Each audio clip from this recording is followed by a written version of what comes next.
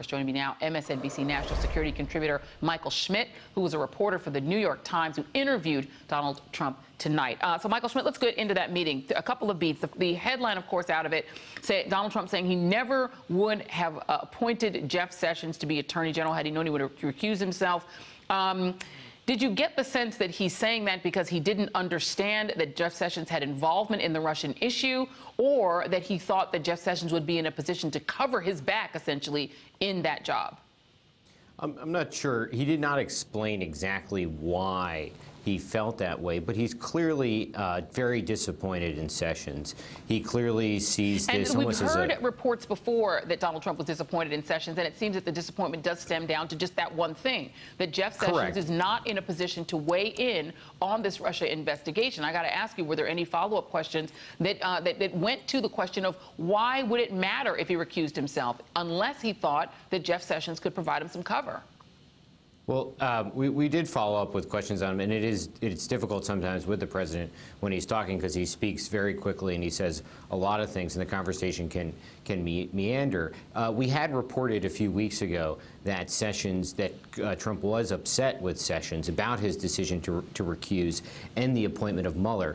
But what's different here today is that publicly the president is doing this, and now he has an attorney general who's not necessarily had the legs cut out from underneath him, but is clearly on the bad side of the president. And it'll be interesting to see what the fallout from that is. There really any impact on Sessions and Sessions' ability to do his job, or is this just something that Sessions just sort of shrugs off and continues going forward? But Trump is clearly upset about the fact that Mueller has been appointed and that he is looking at these different issues, and that Mueller has the ability to sort of take his investigation where it may. Yeah, we're going to get to Mueller in just a second. I want to let the audience listen to the Sessions portion of that New York Times interview. Take a listen.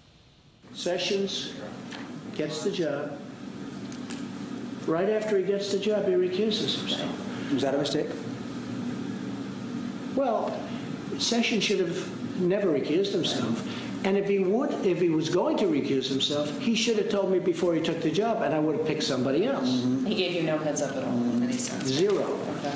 So Jeff Sessions takes the job, gets into the job, recuses himself.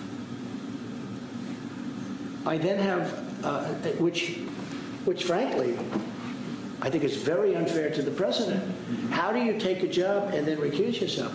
If he would have recused himself before the job, I would have said, thanks, Jeff, but I can't, I'm not going to take you. It's extremely unfair, and that's a mild word, to the president. So he recuses himself. I then end up with a second man who's a deputy. So, and I want to stay with this just for a minute, Michael, because the sort of crux of Donald Trump's sort of anger about the ongoing Russia investigation really sort of has consumed his presidency. And I want to move on to Robert Mueller, who you did mention. Now, in this investigation, according to, and for folks watching the show, this entire interview is on the New York Times website, he gets into the question of Mueller and whether or not he thinks his investigation could conceivably go too far. Did he then get into whether or not, if he thought Mueller strayed into areas he thought were unfair, whether or not he would fire him? So he wouldn't commit to firing Mueller if he goes beyond a certain line. But he did say that there is a red line, that if Mueller is looking at things related to his finances or related to things outside the Russia investigation, that would be what he called a violation. He didn't define what he meant by a violation, but he clearly sees Mueller's purview as one to look at Russian meddling in the election and any ties between folks around him, the president, and folks in Russia. But he doesn't see Mueller's mandate as going any further than that.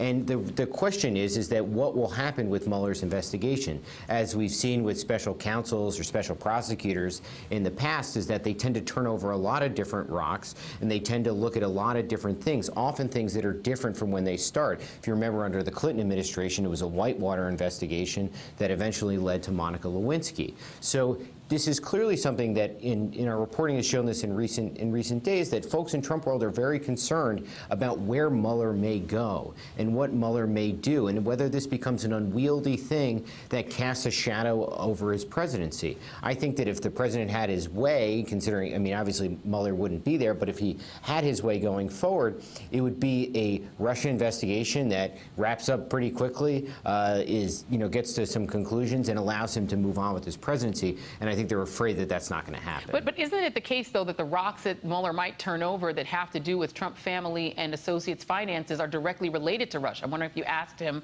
whether or not he understands that part of the reason that the finances are relevant is because it's thought that that might have been an inducement to the Russians or something they could use as an inducement to members of the Trump family.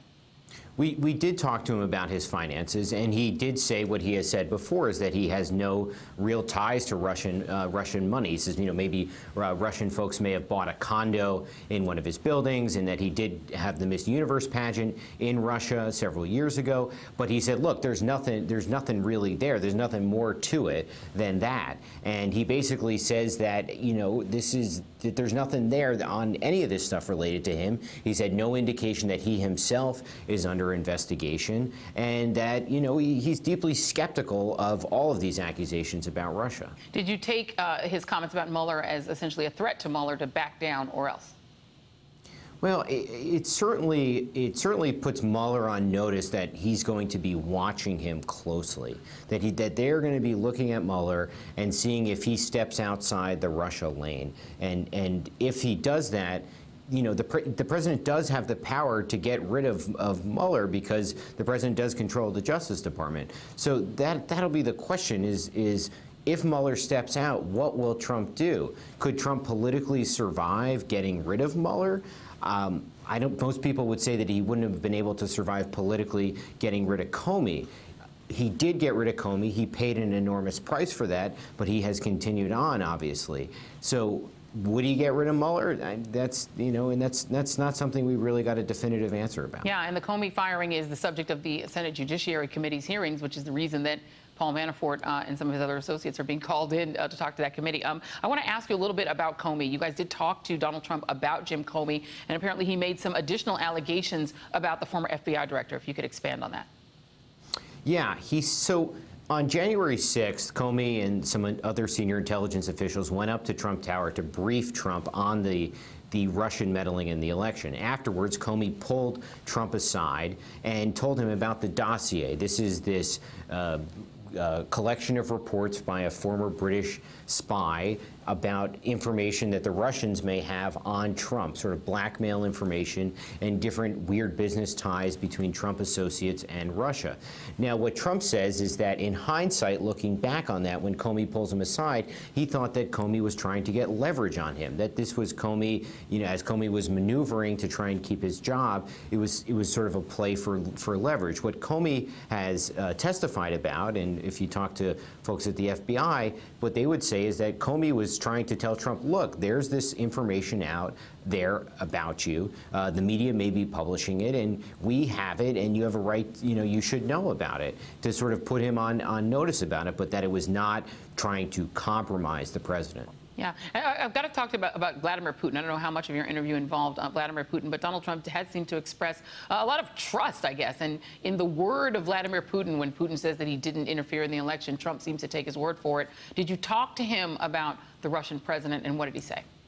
We talked a little bit to him about this second meeting he had with Putin at the NATO conference several days ago, more than a week ago, and he talked about it and said that actually when he went and spoke with, it was after this dinner with Putin, that they discussed adoption. Now, the interesting thing about the issue of adoption is that was the initial answer provided by Don Jr. when it came out about 10 days ago that he had these meetings with Russian officials promising information about Hillary Clinton, that what Don Jr. had said, that the meeting was about adoption and about lobbying about adoption. That was an interesting coincidence, but we weren't able to really make sense of whether it was anything more than that, and the conversation veered off in other directions. All right, Michael Schmidt, thank you so much for joining us at the last minute, this breaking news. Thank you very much, and for your reporting, and of course, everybody can read your interview, the interview you were a part of, on the New York Times website. Thank you, sir. Really appreciate your time. Thanks for having me. Hey there, I'm Chris Hayes from MSNBC. Thanks for watching MSNBC on YouTube. If you want to keep up to date with the videos we're putting out, you can click subscribe just below me or click over on this list to see lots of other great videos.